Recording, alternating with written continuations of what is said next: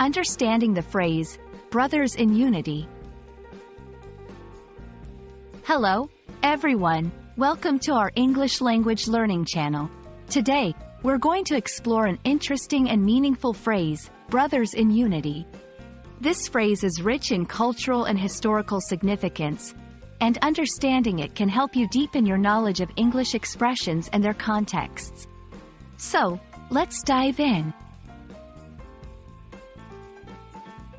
Brothers in unity consists of two main parts, brothers and unity. Brothers. Traditionally, this word refers to male siblings who share the same parents. However, in many contexts, brothers is used more broadly to signify a bond of brotherhood. This bond can be based on shared experiences, goals, or beliefs, and it's not limited to biological relationships. Unity. This word means the state of being united or joined as a whole. It emphasizes harmony and agreement. When combined, brothers in unity symbolizes a deep bond of solidarity and togetherness among a group of people, regardless of their biological relation. Understanding the phrase also requires a look into its cultural and historical usage. Historical references. This phrase has been used in various historical contexts to signify a strong bond among people fighting for a common cause or sharing common beliefs.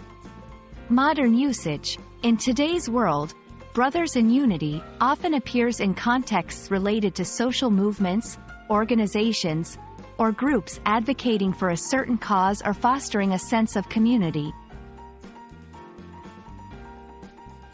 Let's see how this phrase can be used in sentences.